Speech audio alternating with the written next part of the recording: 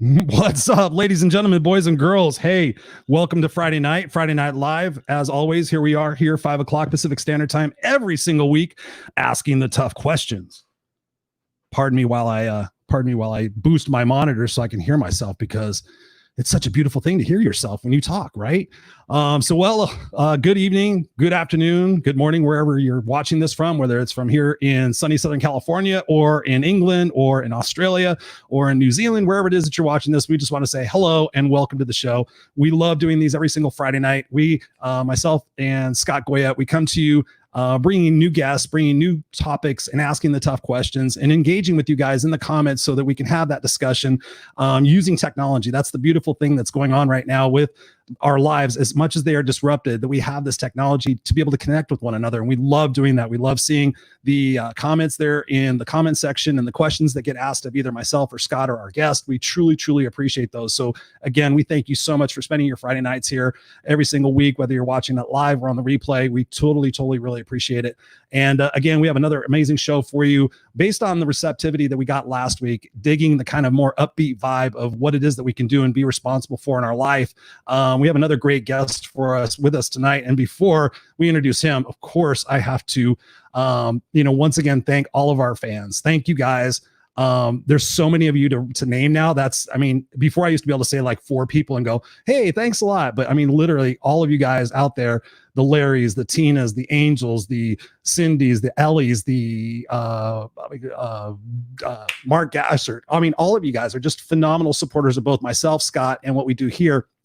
Our Go Love Now program, our coaching program, everything else, is just designed to bring that connection with you, bring that value to you so that we all heal and we all grow together. There's nothing better in the world that when you learn something and you're able to learn it with other people that dig you and you get into your vibe. That's really the magnificent part of being alive and figuring out how it is that we can move together as a community. And I couldn't do it without my brother, Scott Goyette. What's up, Mr. Scott? How are you, sir? I'm beautiful. Just wonderful. You're what? I'm beautiful. Everything's beautiful. I'm feeling good. You're beautiful. Your hair. Yeah. Can you hear me? Your hair looks good. Your background looks good. Our bricks look good. Little thing going on there. Everything looks good. So what's going on with you, man? Today was one of those days, like I told you, I was doing a lot of universal downloads, like everything just kind of, whatever the upgrade is to my system I just received, I was doing a lot of receiving today. And so I think I got a lot of new information I got to share. I'm not sure what it is yet, but I've been doing some universal downloads. So that's been my day, just kind of connecting to source, if that makes any sense. That's where I'm at. How about you? Yeah, no, same thing. It was, you and I have talked this week and just going through all the different emotions of what's going on in the world around us, whether it's COVID or whether it's a protest or whether it's the political situation or whatever it might be that's going on in our world. You and I both have talked about the weight of the world that we feel on that. And, honestly, like I said to you before, and I said I was going to say it on the show, not every week in my life is always great and always unstoppable and always so motivated. And, it's with friends like you and a couple other people that, we need to be able to go to those individuals and say, hey, listen, I'm having a tough time. Can you help me out? And can you listen? And Scott and I are there for each other. So thank you again, Scott, for listening to me yesterday. And it's just about perspectives. It's just really about focusing on the stuff that you cannot control and the stuff that's not going to change, or where it is that you can contribute and you can promote. And I think both Scott and I, feel that way. Is what we do here on the show is bringing that to you and bringing that love and that light and that connectedness and that universal, opportunity to bring love. And so that's what I'm up to, man. I mean, thank you so much for everything you've been doing. And we're trying to get our guest here on. I think he's going to be on here in a second, but we just, it's just been a whirlwind of a time. Let's just say that, right? Yeah, and I think that's okay. And where some of the things we're going to talk about on the show today is even where do we really find happiness? And a lot of us, when we have an issue, we want to find a new girlfriend, a new boyfriend, a new hobby, something external. And we've talked about this on a few shows back. The idea of creating intrinsic value and finding things like within and creating your happiness from the inside out. And so, today, just recognizing that I needed some self-nurture time to download and be present with myself. I mean, that was super huge. And it's interesting because a lot of the things that I've been downloading actually really synced well with one of my coaching clients this morning that I was working with. And he might even be on the show too. He might be listening. But it was very interesting because what I wanted to really talk to him about was how to step into a space of flow and get out of your mind and into your heart. A lot of the things we talked to here. And it was very interesting because as I was speaking, he goes, yeah, I feel like I need to get into a flow. And it was funny because he was saying a lot of the words before I was about to say, here's what I'd like to get you to do. He was coming with it first. And it was beautiful because last week, what we were talking about, we're actually doing the coaching model that you and I are going to do together. So what we were doing was last week, we were talking about the listening to your intuitive self. And so when you listen to your intuitive self, those people who are angels or teachers will show up outside and there will be a deeper connectivity. So he did every practice I asked him to do. He shows up this week and it was amazing because our connectivity was exactly where it needed to be because he put in the work. He did the meditations. He did the things he was supposed to do. And it was really just cool to witness because let's be honest, you know, even as a coach, even as somebody who's teaching, there's times where you're like, this all does make sense, right? This all does work. I mean, we're humans. We question ourselves. And when we watch it play out, because we see that person elevated because of the teachings that we've received from many others, and we've aggregated that to deliver it in a way that's got our name on it, our stamp on it. It's beautiful to watch that received and watch those people elevate. So yeah, I mean, that's what we're doing. So that's the exciting part. Yeah, it truly is. I mean, that's why there's, you know, I tell people that there's, you know, treasure in your trash. You know, there's certain things that we're all going through. And even the tough times, even when I was dark, I was like, you know, I know I'm supposed to be going through this. I'm not, like you said, downloads, there's things that are supposed to be coming to us. But, you know, the point of tonight's show is the title we said was what matters most. And to me, I was just going to kick it off before we bring on our guest, who I think is all set up. What matters to you most, Scott? What right now matters the most to you? Ooh, that's a beautiful question. And I'm going to answer that in the present moment of how I feel right now. And I think think about it. What matters most to me right now is disconnecting from those things that have been weights to me. And I'll use the word needs, the things that I think I need to do this, I need to do that, I need to do that, all the things that I think I need to do to be whole. Here's what I need. I need nothing. I need to be present and I need to be connected to the individuals, whether it's a show, whether it's you, I'm talking to you yesterday, Chris, whether I'm talking to my wife, whether I'm with my daughter. I just need to be present. That's it. That is it. Now sit with that for a second, because if you're truly present, you don't miss anything. You don't miss anything. Everything that's going on around me right now, if I'm here and I'm connected, I miss nothing. If I'm thinking I need to do this, I need to do that, I'm never going to get there. And I want that to be the segue, and think about that when we're talking to Jeff in a few minutes. Those needs and those attachments, that is the precursor for suffering. All the things I need, I'm never going to receive enough. So here it is, Chris. I need nothing.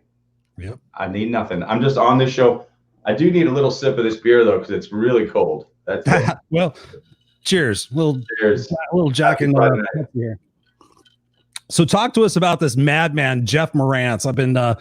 You've been teasing me with him a little bit. I've had a few conversations here. I see he's all set up. He's looking in the camera. He's ready to go. Let's introduce our guest. Let's do it.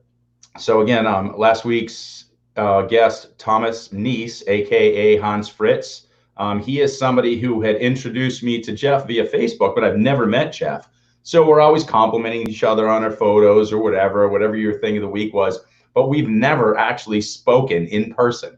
And I didn't want to talk to him before the show because, you know, I love things to just happen, you know, real and just be live. So Jeff is another Fritz. His nickname is Jaffa Fritz, and his real name is Jeff Marantz. So he's another one of the Fritz Brotherhood people.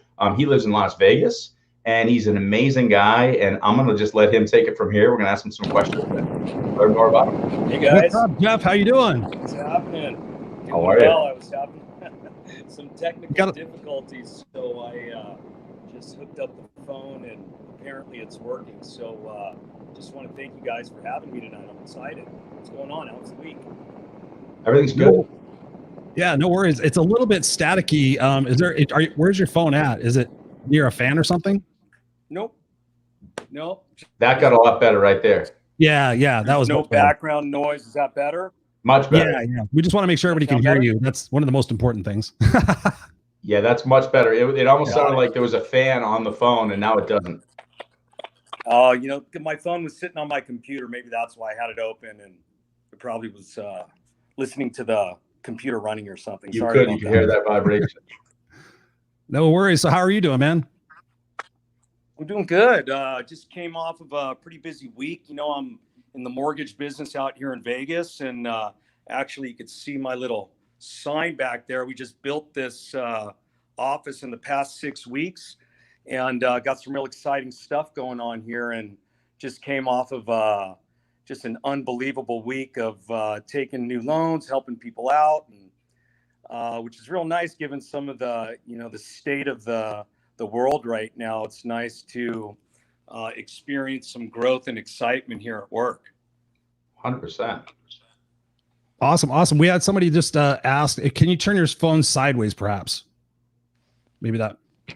Oh, look at that. Yeah, that's we're cooking with gas right now. We're cooking with gas. There you go. Awesome. Is that better? Oh yeah, we got the full Jeff Marantz now. Now we got the full Jeff. We got the full Jeff. Yeah, we got our friends here. Cindy, good evening. Good evening. What's going on, ladies and gentlemen, boys and girls? Nice. So Jeff, obviously we're doing the taping of the show right now during what we thought was going to be the end of COVID, which is still going on as of right now, July 17th or something like that. Yeah, July 17th. We've been going through this since March. Just talk to us a little bit about how this has all impacted you and your life, and what good things you've realized from this process. That's a great question. I think, first of all, I'm all about kind of service work in life, being of service to other people, thinking about other people, being customer centric in my business, trying to be present in my relationships. And what's real interesting about COVID, I think, it has people kind of face some realities that they just weren't ready to face, which, I had to do 10 plus years ago in the mortgage business, which, I was devastated. And I'm sure, we could talk about that tonight. But what I tend to see, what I choose to see is, people coming together, people looking out for each other. I think, we get to really get an opportunity for those people who are stuck in their house and maybe really isolated, which could be a scary thing. I think that people get an opportunity really to get in touch with what's important. How they can dig deep to, look at challenges, and, you're either going to go one of two ways with this. You're going to get freaked out and let it take you down, or you're going to use it as an opportunity to, maybe explore some things about yourself and about other people around you that you need to connect with and go to. Like I said, I built a new business during this time, and a lot of people in my business, I'm able to give people money through their houses and maybe reconfigure the terms of their loans that can help them financially. And I'm busier than I've been in years, actually, as a result of this thing. So that's my experience with it, but not everybody's experience is that. And I get an opportunity to talk with a lot of people and maybe get them in touch with some of the things that are important, and that this is a time to do that, an opportunity versus a challenge, so to speak. So here's a question for you. So it's awesome that you're getting back on your feet and, things are working and you put together this amazing business and it's still in a space that you understand. Let's just pretend right now that we just dropped $1 million in your lap tomorrow from this business. How does that change you? Are you happier? No. I think I may be happier with some of the things I'm able to do with that as it relates to helping other people. That would make me happy. Having $1 million in my pocket, to say I got $1 million in my pocket, in and of itself, you don't find happiness in that space. I've been in that space. In the past, I strove to make as much money as possible. And what's interesting is, in looking back at those times, I was doing that because that was sort of what the culture said you're supposed to do. And I happened to get coaching and be in some environments where I was taught how to really generate some big revenue in business. And, my motivations were all wrong. They were all selfish. They were all, what can I do? What can I buy? I'll share a story with you guys. So back in, I think 2000, maybe 5, I got to the mortgage business here in Vegas in 2002. It's the fastest growing city in America at the time. And I happened to sort of luck out in some ways and go after in other ways an account. I was doing what's called turn down loans for one of the biggest builders here in town. And to cut a long story short, I was cranking out 20, 30, 40 closings a month. And I was earning 7 figures in the business. And, my pride and arrogance, put me in a position of when I made $50,000 or $60,000 in a month, I thought it was a bad month and I was upset. But that's what my attitude was back then. Instead of being grateful, I wasn't. So, at the time I had bought 8 houses. I had, lots of cars, real expensive cars, motorcycles, and amongst other things. And I remember driving up to my house one of my houses that I lived, my main house. And, all my cars were out front, all my bikes were out front, like they were on display for everybody to see. And, at the time, I didn't know exactly what that meant, other than I knew that there was something wrong with that picture. I intrinsically looked at it and said, something's not right about this. And, soon thereafter, the mortgage industry crashed. I lost all of my homes. I lost all of my cars. I lost all of my bikes, my business. I ended up renting a room for $500 from a friend. And, my mom had to buy me a car. And this is after, a 12-year run, really, of huge success. And, and looking back at that time, that moment where I saw all that stuff is when I realized that my value as a human being, as a man, was wrapped up in everything outside of myself. And those things were just bridges to what I thought you wanted to see, right? If I do this, or I buy that, or I excel at this, then you're going to tell me I'm okay. And you're going to tell me I have value. And, it was a real hard lesson to learn. And I lived in that space for a long time. And it was like self-will run riot. I didn't even know I was there. And then as soon as all that stuff went away, there went, my value. And most importantly, my identity. And I've done a lot of work over the years to realize that that's what was going on. And, it's okay. I dealt with a lot of trauma when I was a kid, and I had defense mechanisms that I had to build up to protect me, and that worked for me back then.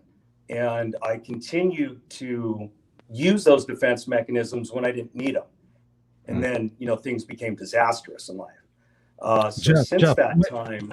Oh, yeah. I have a question for you. Since when you had lost it all and kind of going through those times, how many of the people that were quote unquote your friends, how many of them stuck around with you and helped you rebuild? That's a great question. I'm very fortunate. This may be an answer that you weren't expecting, but my friends that I keep, the people that I surround myself with are people that are still in my life. Awesome. I didn't have a lot of fair weathered friends because even back then I was a good judge of character, and I keep people of character around me, like Thomas, from last week. He's, one of my closest friends and just a real genuine man. He's authentic. He's transparent.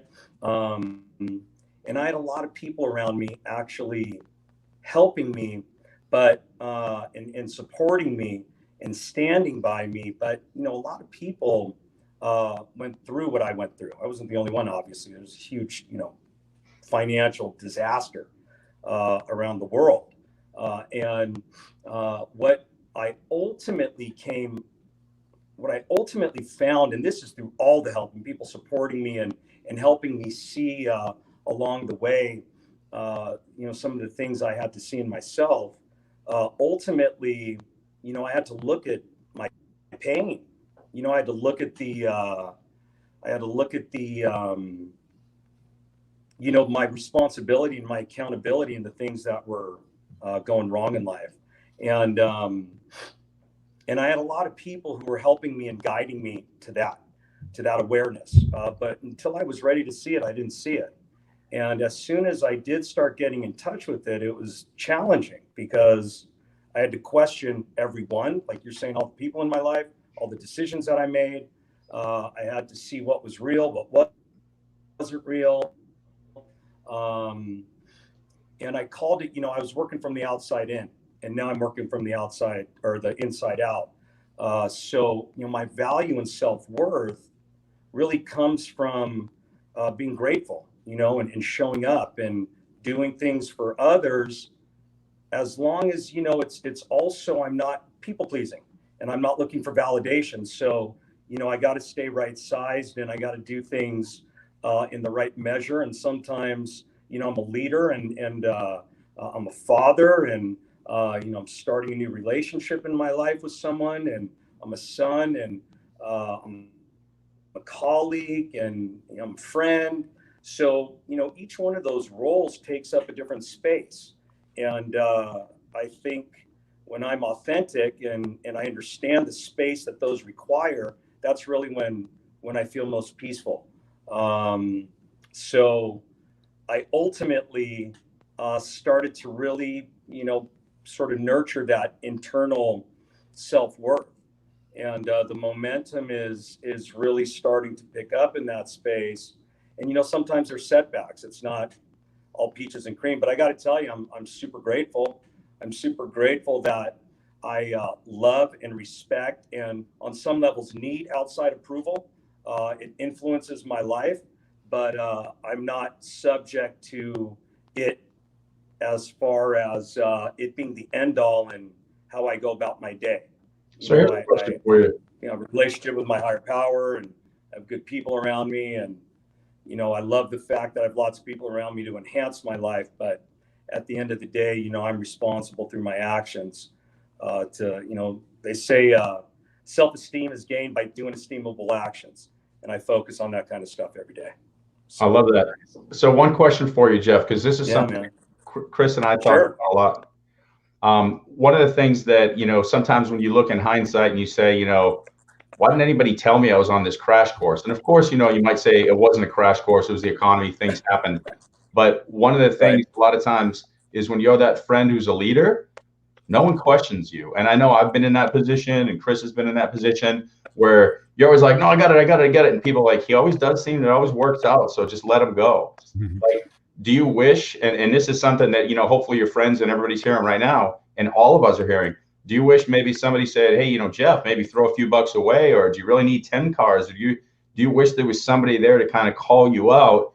Because I know being a leader, and I know being that person who's always in the front, not many people say that. And I also wonder how I'd receive it. How would you have received it? How would you receive it now? And do you hope that you have friends in your life who would do that now?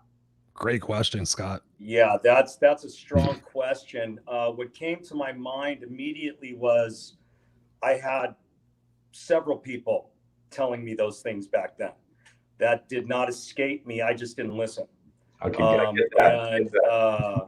And the interesting thing about having to get your approval in order to feel good about myself, I may show up a certain way that looks like I'm being of service and looks like I'm connecting to you, but really it's a very selfish endeavor to protect myself. So if you're telling me something I don't want to hear, or is threatening to me, and when you tell me, Jeff, you shouldn't, back then, when you tell me, Jeff, you shouldn't do this, what I was hearing is, Jeff, you're not okay. You're wrong. I don't like you. So I had to, my response to that kind of stuff was very ineffective and unhealthy for me. So I had those people, and and I still have those people, and those are the people that are in my corners, my spiritual advisors and financial advisors and life advisors. Now, I'm right size so I can hear more, because I'm not so big and loud all the time. Nice. So get right side to get quiet, you could hear more things. Cindy has a question. Cindy says, who is your mentor now you can go to? Oh gosh, I have several in my life. My mom actually is someone that I have a really fantastic relationship with. She's a very good friend of mine. So there's lots of things I will discuss with her. I have people in the business world and financial space that are very specific for very specific things. I've been very fortunate along the way that I've connected with some really very talented people in the business world. Sometimes my mentor, my guide is my son, or sometimes it's, the person that I'm dating and I'm learning from her, or, I have friends, Thomas from last week, he's very much a spiritual guide for me. And then, I pray and meditate a lot. And that's a conversation I have with my higher power and God. And I get plenty of direction from that energy in my life. I hope that answers your question. I like that a lot, because you just pulled from so many directions. You mentioned your mom, and a lot of us, might not do something like that because it almost might make us feel like weak or something, but you didn't do that. And I love the fact that you went to somebody younger than you too, when you're talking about children too, because a lot of people, one of the things that drives me crazy is, and you mentioned, meditating or praying to God. One of the things that people do so often is they disregard youth. And being a professor, I look at it this way: the people who are the closest to source, closest to being in the spirit world, are those who are born more recently, because you mentioned the word earlier, identity. The more we build that identity, the more fluff and BS gets built into that. The closer to source, they have a better channel to direct communication with God, creator, universe. Totally. Sometimes, yeah. When we hear, kids, keep their mouth shut, or kids nowadays. That drives me crazy. And I love the fact that you're taking some advice from somebody younger, because I listen to my students, and sure, I might have more wisdom, if you want to call it that, but they have things that I miss often. And, and I tell them, I say, that's a darn good point, and I would have missed that without you. So thank you for sharing that. That was beautiful that you're bringing info from so many different people. So speaking of young people, Jeff, and thinking about where you've been in your life, what advice would you give to the young boys and girls who are coming out of college or coming out of high school right now, going into college? There's all this uncertainty in the world. There's all this ambiguity of what's going to be going on forward. What advice would you give to those kids as far as their mindset and their perspective to be successful in life? It's a great question. It's the only one I got. I used to, years ago, when I got into the business world, I was training to be a firefighter, and in my early 20s, and I ended up getting recruited by Anthony Robbins, who you guys, I'm sure you may be familiar with. And Tony Robbins, that guy? Yeah, that guy.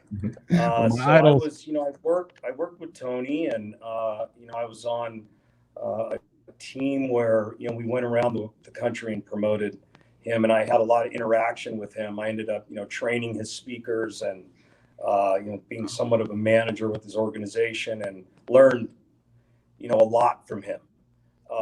Amazing. It was an amazing experience. Taught me a lot about communication and internal dialogue, and sort of shifting patterns, and turning what you see here and trying to make it work for you or someone else. So one of the things that I learned from him that was very powerful for me ever since is that you got to go after what you're passionate about and find out what you're passionate about.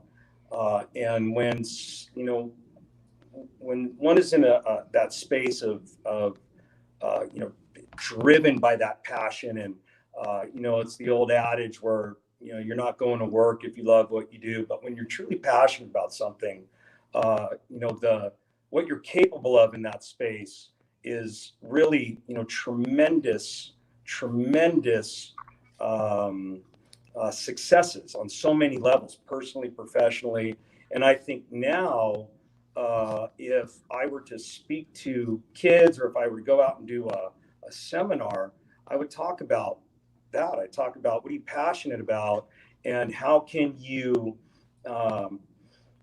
pursue that path and connect it into what's going on right now to help change people's perspective, to where their internal dialogue and the relationship that people are having with what's going on can turn into a different type of a reality. And they could be, leaders. They could be examples, and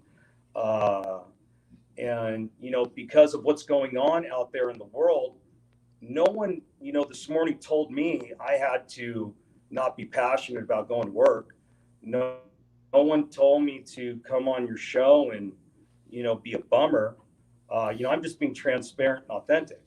I think it's a choice on how I live and how I perceive things and how I react to things. That's mine. I own that. So I would talk to them about that, and maybe give them some skills and some methodology on internal dialogue and belief systems, and how that really will generate action and behavior in their lives that will ultimately create, outstanding results. So you actually, I love the fact you're talking about internal dialogue, because the first component of the love model within the Go Love Now model, where you've got the love and the fear models, is listen to your intuitive self. And a big component of that is clearing away the cobwebs and the noise, so that you can listen more closely to, whether you call it God, universe, whatever. One of the things that I see a lot is we end up taking this identity and saying it needs to be built into XYZ. So, my dad owns a business. I'm going to take that business over, and I decide that's my dream. And it could be going against everything that internal dialogue, that internal voice is saying. The other thing I'll see a lot too is a family says, you're smart and you're good at math, you need to be an engineer, or you need to be a doctor, or whatever the thing is. They start telling you exactly what you need to be, and you buy into it. Here's the thing that's one of the toughest things I've found to teach kids, but over the course of a semester, and helping them find their brilliance so they can really contribute to society, I'm always trying to get them just to back up and clear their heads. Do you have any advice on how to do that? Because you were forced to do that. All right. You're sitting there one day, you come in with all the cars. I mean, you got Jay Leno's garage, and then you're living in a $500 room at your mom's. That's a smack in the face. And listen, or a right cross from Mike Tyson. Yeah, smack in the face. It probably, yeah, I was going to say that's a smack in the face is general. You walk away from a smack in the face. Yeah, that's essentially a freight train. That's an Amtrak going out of business over your face. So yeah, I didn't shift my internal dialogue immediately after that happened, for what it's worth. I am a human being. I think first of all, there has to be some level of self-honesty and an ability to maybe put your pride and ego aside. Because I think when we start to listen to our internal dialogue, I know, at least for me, when I started even understanding what that meant, I started to listen to myself, and there was some things I was saying that I didn't like, that were defeating and toxic in my conversations I was having with myself. So first of all, I just had to identify those things, and I had to be honest about them. And then I had to start getting curious about how that conversation can change. And I started asking myself different questions. And through that process, I think questions, when one can ask very effective questions, you tend to answer those questions. I think, I could ask myself, why can't I lose this last 10 pounds? And I may say something like, well, I've been lazy, I'm not eating well, or I could say something like, I have 10 pounds to go. So how can I really enjoy, a fitness program that can help me get rid of that. So it's a different question that will, take me into a different avenue of actions, which ultimately will get me the results. So I would, talk to kids and people about really just getting in touch with their internal dialogue, figuring out exactly what, they're talking to themselves about, and, help them, create a pathway to a different direction with some different questions. And I would get them to change that conversation with themselves. No, I love that answer. Thank you so much for sharing that with us. Cindy also has another question that says, how do you measure your life today? And then I've got a follow-up question to that. Oh, wow. That's, what a great question. I measure my life today in a few ways. How I sleep at night, how I, this may sound really sort of surface, but when I'm out on the road and I'm, peaceful and I'm okay with people cutting me off, and, there's some crazy drivers out here in Vegas. Believe it or not, that's oftentimes a measuring stick of where I'm at internally. I think it's really a matter of day in and day out. Am I showing up for my spiritual life? And there's very specific things I do in that world.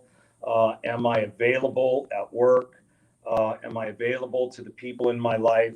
Am I reaching out to people in my life, not waiting for, people to come to me? Am I being proactive about improving myself? And some days I do a really fantastic job at that. And some days, I can't focus on the areas that I want to focus on. And, I try to stay out of guilt, shame, and beating myself up. And I try to be authentic and, have conversations with myself that are realistic, and, staying the right size, I think is huge. So, and then I still seek outside insight, it still influences my life. So I look to those things today to get guidance. And some days I'm real happy with the results, and some days I need to, step up in some areas where I may be slacking. That's how I measure myself today. Beautiful. Beautiful. I mean, it sounds like a journey that you've been on. My follow-up question is that is the same question for you, Scott. Curious. Oh, you want me to answer that question? Yeah. I thought you gave us both a new question. I was like, what's the new question? I have another question in my head, but I was thinking about it because it's such a great question. Thank you, Cindy, for asking that, because so many, and I just did a live earlier about that today. So many times we identify the measurement of our success by the likes or the posts or the shares or how much shit we have or how many people we think love us or all this shit that really doesn't matter. And so that's a great way to really consider where you're at today. I think it's a magnificent question. It's like, how do you measure your life today? And it's so funny because if you guys, you guys are like me, that every point in your life where you experience change or adversity or whatever, you should be looking at that measurement and saying, wow, it's a little bit different. So how do you measure your life, Scott? So that's a beautiful question, and that's an ongoing answer too. And I'd suspect, listening to Jeff's answer, there's probably a migration in that too. I love what you said, and I would say something similar to that are the tests of where my emotions are usually triggered. And you mentioned traffic. It could be a Facebook comment. It could be traffic. It could be a typical reaction, to a spouse or a child. But if I notice that I don't react to things I typically do, then that's telling me that I'm on the right track, because that means my autopilot is okay. And that means that I'm not, because here's one of the things, and this is how I would say I measure it. Right now, because of COVID and all these things, we've got so many emotions that are lifting up that we're processing and working through. So if at this point, all these emotions are congesting me and they're surfacing and I'm not working through them, that means I'm going to try to push them down. So at a trigger like traffic or something my wife said or Facebook comment or a student says, I'm going to snap or I'm going to do something that doesn't feel right.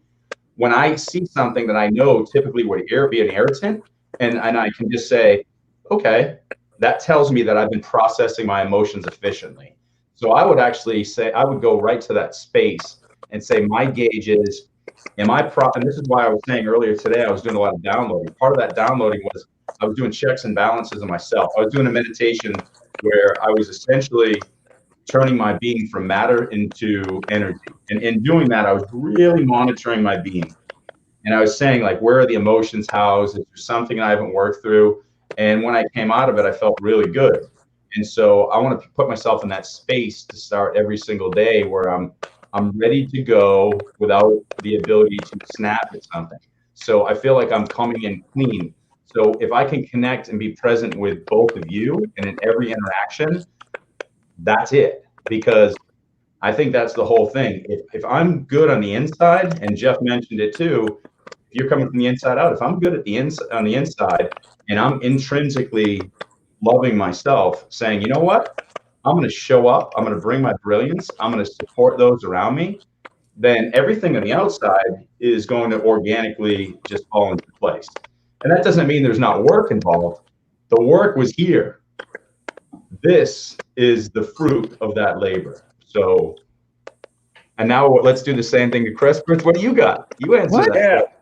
So Pam says here, see, I got the controls. If you measure yourself by external sources, you will never have a sense of stability in your life. Our certainty about who we are has to come from within, or emotionally we will be all over the place. Oh yes. Great point, Amen. Pam. Great point, Pam. Amen. All right, on to our next question. No, I could play this game too. No, how do I measure my life? You guys know that. Well, Scott, you know this, moments. I measure my life right now by the moments that I put together, the connections that I'm making with people, the people I'm allowed to serve and impact and connect with over these last 8 months since my life suddenly changed on November 7th.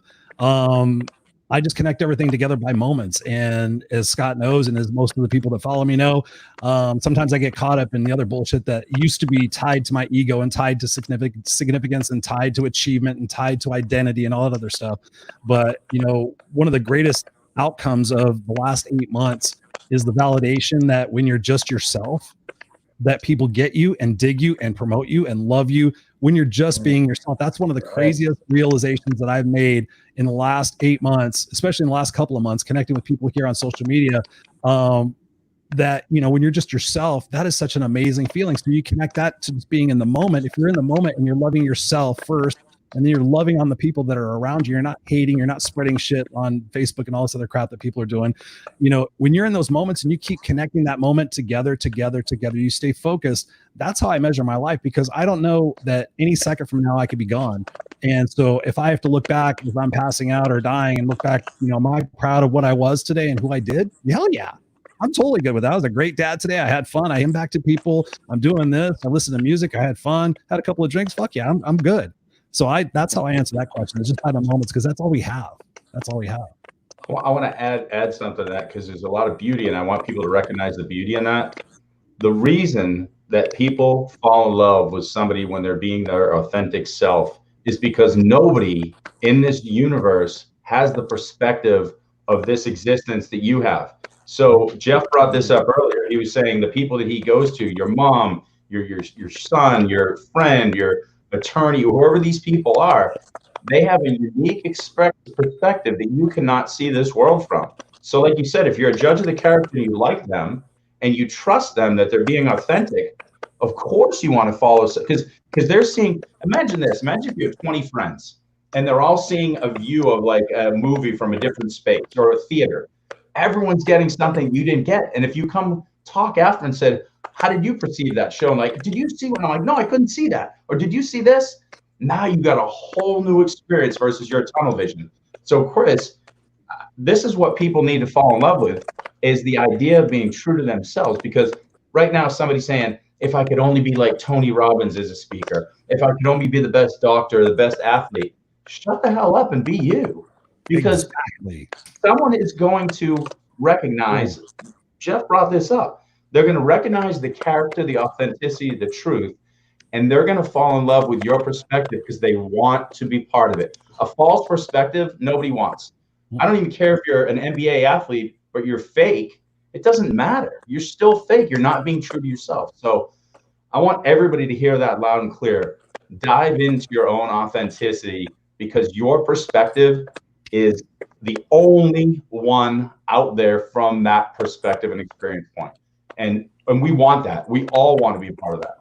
Mm-hmm. You know, that was beautiful, man. Thank you, Scott. Thank you.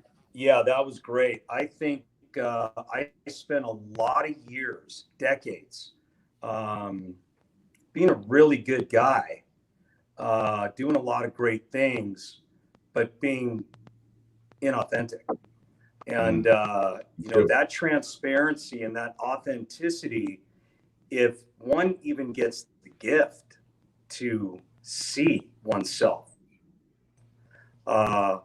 I found in that process for me, I had to see some things that I did not want to see at first. It's, you know, the process of getting there. I think, at least in my case, there were some very painful things. I had to heal from some very painful events in my life, and see how they created who I'd become. But when you can make it through that and realize that, you know, that's who we are, that's what makes us, you know, builds our character. And what I have truly found is it gives us the ability to be compassionate and empathetic. When we're able to cross that bridge, when I'm able to get honest with myself about how trauma affected me, then I could talk to other people who've had traumatic experiences and, you know, be, if nothing else, an example that maybe they can, you know, get through that and not have it, you know, weigh them down. And then they could see themselves. It's really a beautiful thing. And, you know, I wasn't connected to it for years, and I'm working on that now. Sometimes I'm still not connected to it, but it's certainly my pursuit in life is to truly see and get, you know, get through the layers and peel the layers of the onions and, you know, be naked, so to speak. Yep. So let's go down that road for a second, because I love where you're organically showing Is up. that the naked road? Yeah. So let's all get naked and just finish up the show. No, let's not do that. I've already done it once. I've already taken my shirt off once. Oh, look, he's a Vegas showman too. Come on, Scott. Thomas is watching this right now going, I knew it. No, just a matter of time. Let's go to what got us to this space, because I'm listening to you talk, and I've heard the same thing from Chris, and we hear it time and time again when we're around men, especially people who might deem themselves alpha males or leaders. We've been pushed into this belief that you've got to be the strongest, you got to be the best looking, you got to be the funniest, you got to be the smartest, you got to be the best competitor, you got to be the best athlete, and we found what we were good at, and we beat that up. Like, this is insane. But when I run races, I do this thing. I look around and I look at everybody. I go, there's nobody here who's better than me. I would literally kill all these people if I had to. That's how I start. Then I say, when I'm doing this race, I feel love now and behind you. Yeah, I know. Love now. You're like, it's a work in progress. It's a work in progress. Now, the second thing I do is I pick somebody. I figure out somebody, like, I've looked at people's times, like I do the research. So if we're doing a triathlon, there's a guy who's usually 5 minutes ahead of me in this like Olympic distance race, some like far outnumber. I say that guy, if he beats me, him and his family are going to slaughter my family. But if I beat him, he does anything I want. And I come up with these crazy things. And then I just literally turn into like a demon. And I've never lost. I've never not succeeded in what I said I was going to do, ever. I mean, my wife will tell you, I've been like hopping on one foot. I've done the craziest stuff to achieve what I say, but I always find a way. Now, that's batshit crazy. Like, why don't I just say that I should be blessed and grateful and go just do the run? So my point is, we've been taught that this negative reinforcement, like you're not good enough. And I heard when you're speaking in the trauma and stuff, you know, you're not good enough. You can't do this. You know, you're a man. Don't cry. All this bullshit that's in our heads while we're building up, you know, getting 8 houses, getting all these cars. That's everything someone told you to do. We're taught competition, not collaboration. And then one day we lose it all. And we're sitting here going, what the hell? Like, wait, where are these lessons? So when Chris asked you that question, Jeff, I loved what you were saying. And I really want to add in the idea of, don't just find your brilliance, but stop listening to the system that's trying to make you some kind of a badass by definition of dominance. Because control is the biggest illusion on the face of the earth. The minute we sit here and we just say, flow kept coming up in my coaching session this morning. The minute we go into that flow space and we get into the flow and then show our brilliance, that's the most control that you can have. Sit in the river, be in the flow, and show your brilliance. Everyone's going to want to be a part of that. And that's where we're missing this game. I feel like we're being misdirected. And that kills me. Because I see like men like us, and I want to share with young men and young women that we don't have to be some kind of a badass to be a badass. A badass is your authentic self. Period. No question. That's it. Amen, man. Why was it so complicated? Like why wasn't there some coach that said, hey guys, you know what? Be your authentic self, do your best. I'm going to push you, but I'm only going to push you because I want you to find your brilliance. If you said that to me back then, I would have done it. Mm-hmm. I feel like I'm hearing it now. And pain's a great motivator, right? What's that? I mean, once I said pain's a great motivator. Pain is the greatest, best leverage ever for achieving your goals. That's why I put no regrets on every one of my posts. Regrets are my biggest.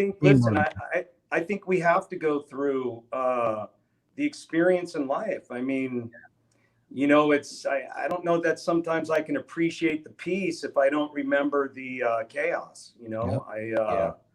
I think I can imagine someone try to give me advice. I would say maybe 100 million times. Yeah. And, all of those times except for one, I did it the other way. And then, finally I said, okay, that's it. I'm going to do it your way now. But I have that whole experience of, sometimes it's just as important to know what not to do as it is to know what to do. Yeah, I guess as I'm saying it too, it would have taken a special person because you brought up the big point of that person that you connect with and you trust and you judge a character. I don't know if you guys were like me, but with teachers, I would watch them really closely. And if that person showed consistency, integrity, and truth, and I believed that they cared, I was all in listening to them. But if you stepped out of line once, done.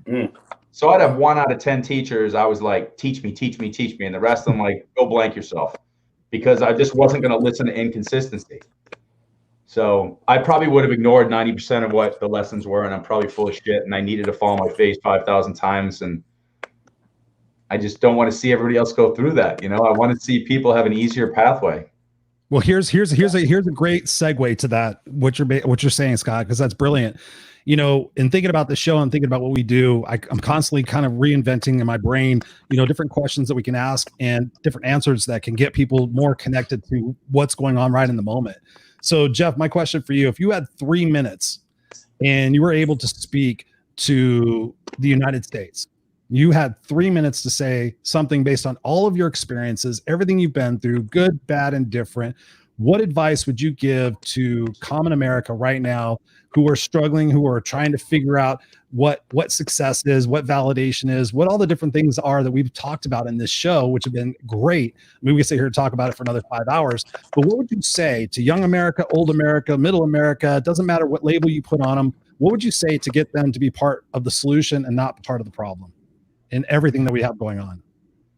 Sure. I would probably start. That's a great question. I mean, it covers a pretty wide scope of people and philosophies and 2.5 points. Yeah. But what I would probably say is, if you had a narrative going on that worked, that putting aside your differences, that there was commonality that you can create, how would that narrative look? And what would it sound like? And who would you deliver it to? And if you could find some kind of value and joy and feeling of success in helping a group that maybe you typically would not consider being a part of or giving your energy to, how would that narrative look? Let's create something that may be completely out of the norm. Doesn't mean you have to do it, but let's do an exercise of creating a narrative that's a little different than the narrative you have going on right now, and let's throw it into the into the pot and sort of join all those things together and see how we can all get going in one direction, is what I would probably approach somebody with. Awesome. Thank you so much. Where can people get a hold of you if they want to connect with you? Sure. My Facebook is Jeff Marantz, Marantz. I work at Streamline Home Loans in Las Vegas, and that's jeffrey.marantz@streamlinehl.com or jmarantz32@hotmail.com. You guys can reach out to me anytime. I'd love it. Talk to you, answer questions, see what's going on in your world. Contact me anytime. I'd love it. I like meeting new people. No, we so appreciate you being on the show, and I'm so thankful to Scott and Thomas for introducing us to you, because it's just another amazing dynamic. Thanks for inviting me out. For telling me about these guys. I know you're out there. Must have some sort of delay. Is just the fact of coming on here and just being so open with everything that you've been through, positive, negative, constructive, and love your mindset where you're at now and the things that you've shared for the listeners and the viewers to be able to walk away with. I mean, that's what we need right now. We need to be able to walk away and say, hey, wow, my perspective was just adjusted a little bit. What about you, Scott? What are you feeling right now in that same question, to be able to kind of take us out into what we all should be focusing on, myself included? So I'm going to give a quick visual and an analogy real quick. And it's something that actually I created this morning with my client. And I want to share it because as I was building it, I was creating perspective for both of us. And here's what's happened, I think, to a lot of us. We're sitting in a society where the more information we have and the more answers we have, we want to give everybody the answers to the test. And we want to say, if you just do this, if you do this, we're going to be all set. So just follow me. So if you're ahead of the curve or you've got more information, to sit here and be condescending to somebody else, and I'm as guilty of this as anybody, what ends up happening is you're not letting them learn that lesson. So here's my visual. Let's say that we're all going to a park that's that way. We all want to get to the park. And so right now, maybe we all want unity and we want peace. Let's say there's 5 roads to get there. One road goes along a highway, one goes along a path, one road goes, through part of the woods, but there's a river there. One part is the quickest way and goes straight through. My personality would say, all right, guys, let's go right through here. Well, if I said that and told everybody else that they were stupid if they didn't go that way, in theory, I'd be right. But what if I start talking to everybody else and I find out there's a snake pit through there? That's why somebody else says, let's go this way. That's the communication component. What if I get to the other place and I talk more and more and more and say the second best route, there was a flood the other day, so we're going to have to walk through this river and we could sink into some, quicksand, whatever. My point being, and just to make this simple, is every single one of these roads might have something we don't understand. So the shortest road, the easiest road, the most obvious road, the one that seems to make the most sense, might not even be the best road. It might be. But the longer we communicate and talk, the more information we all have, back to that perspective thing. And if we're all trying to get to the same place, ultimately, let's have those conversations. They might be painful, they might be frustrating, but let's all be teachers and learners at the same time, and let's move forward together. You should record. You should take that snippet from the show and make a video out of that. That was great, dude. Seriously. Yeah.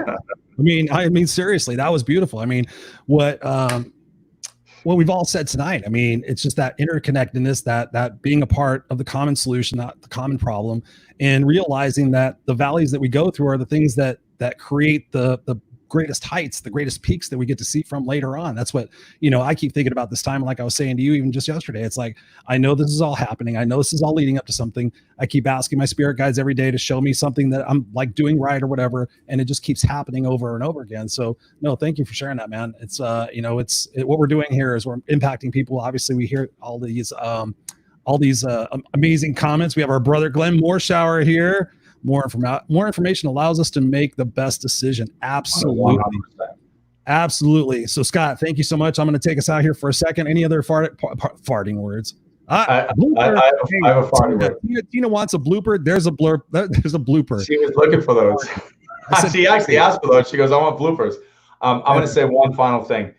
Chris, I'm going to put you on the spot real quick. You know, you had said something to me in a message, and I'm going to put you on the spot. You said, should we do the coaching program? And I'm going to answer it right now. I've been speaking to so many people who want to dig deep and they want to find a way to move forward. There's people who need the program we're going to deliver. I'm putting together components of this with my private clients, double the impact with you and bringing that accountability component plus what we're going to deliver. People are going to walk away with a massive amount of value, And I know the right people are going to show up. So if we have one person or 50 people, I don't care. So what I think we need to do is next show, spend a few minutes to kickstart that show and talk more in detail. And you and I had mentioned starting that in September. Yeah. I think it needs to happen because a lot of people are going to come out of the woodwork and show up and join this program. And the reason I know that is because it's happening to me as I'm speaking to people. I'm seeing more and more people asking for this exact thing. So one of the things, you know, we were talking about, you know, being vulnerable, whatever.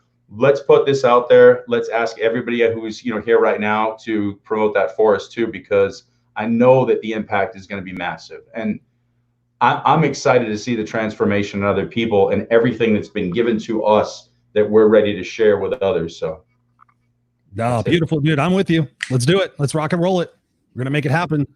We are going to make it happen. Thank you so much, Scott. You rock. I love you. Hang on. All right, ladies and gentlemen, boys and girls, we are about an hour into this. Glenn, I hope you're still on here because now that you jumped on here, I'm going to take us out with the fact, kind of tying everything in that we've talked about tonight is number one, you have to trust and love yourself. I think that's one of the most important key components into living a kick-ass life and to having a life of fulfillment, significance is you have to really, you know, just embrace who you are. And when you drop into that and you have that authenticity, you have that genuine, good-natured spirit about helping people and you're just being you, it's amazing who you can attract into your life. I mean, I am so, what does he say? Parting words and farting. Yeah. Yes. And so Glenn, I just want to highlight you for a second because I've been talking about people. I've been telling people now, you have to show up. You have to show up wherever it is you show up. And for you, when I met you, I showed up at Craig's Rockstar Mastermind. And I wasn't even going to go to that thing. It was so funny how I landed where I'm at right now. I can pinpoint every decision. And then when I met you there, and I was like, oh my God, this guy is an amazing speaker. He's a heartfelt dude. He just talks from his heart and he doesn't plan or prepare anything. And then I took that lead from you. I was like, okay, I'm just going to do that. And so I dropped into that. I did the whole kick-ass thing and a meeting then, and then found out from Nicole, you were going to be speaking over here in, was it Glendora? So I drove out there, saw you there, connected with you, saw a few people, met Christy Jones, boom, come back. All of a sudden COVID hits. You send me a link, a Zoom link. I was just talking about this with Joe Ingram last night. And Dr. Bill, you send me a link. I have no idea what it is. It's a Zoom link. I don't know if it's spam or whatever it is, but I know that I trust you and love you. I click the link, I pop in, Dr. Bill and Joe and I laughed about it again last night. I was like, you're walking into somebody's bedroom. What's going on? I said, Glenn sent me. And then we did all those, you know, Facebook lives and impacted so many people and spent so many hours on there. And I met so many people that are here now, fans, and just continue to just evolve and to grow and to just show up. Just show up. Life, as I said before, is about those moments that you take and you focus on right there and you give it the best in that moment. If I'm with my kid and I'm playing, am I playing full out or am I playing and thinking about what I'm going to be doing later or what's going on in the world? And you focus and you take all that passion, that attention, and that energy, and you focus on just making those moments awesome. You're not going to get caught up in all the egotistical stuff that we get caught up in, all the possessions and all the things we talked about tonight with Jeff, and figuring out you have to lose it all to win it all, to learn it all. You know, so don't lose it all. Just focus on what the fact is that you can do in that particular moment. Are you adding value to the people in your life around you? Are you adding value to your community? Are you adding value to the world? Or are you getting on there and being a keyboard mass, this, that? If you're that person, don't be that person. I think they call her Karen or whatever. You know, don't be that person. Be the person that's focusing on your own growth, your own evolution, your own opportunities, your own future goals, your own dreams, and combine those with your family and figure out what it is that you're going to do next to make sure that you don't waste any more moments. So you don't get to be 70, 80 years old and look back on your life and regret everything that you didn't do because you were scared. You lived in fear. You lived in scarcity. You lived in the opinion of whatever else anybody else wants you to do. I'm living example. I'm just me. I'm just me, and I connect with all you guys, and just having just a phenomenal time. I can't even begin to tell you the comments that I've received in the last week. Just warm my heart. And so, on behalf of Scott, myself, we just love and appreciate you. Yes, what Scott said, if you want this connectedness, if you want this realizations of what we're going through, just imagine spending this time with us over a period of 6 months and realize where it is that you're going to be on your journey when you get out of that.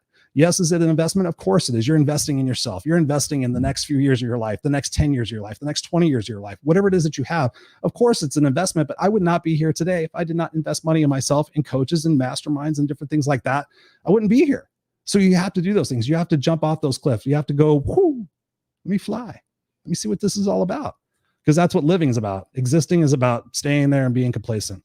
So we love you guys. Again, always send us messages. Let us know what's going on, what kind of subjects you want, any guests that you guys want on here. We appreciate it. I love you, Scott. Appreciate you. Glenn, love you guys. Cindy, Tina, Pamela, Teresa, Larry, Aubrey Clark. Thank you. All you guys. Thank you so much. We love you. Peace out. Have a great weekend. Go be a part of the solution.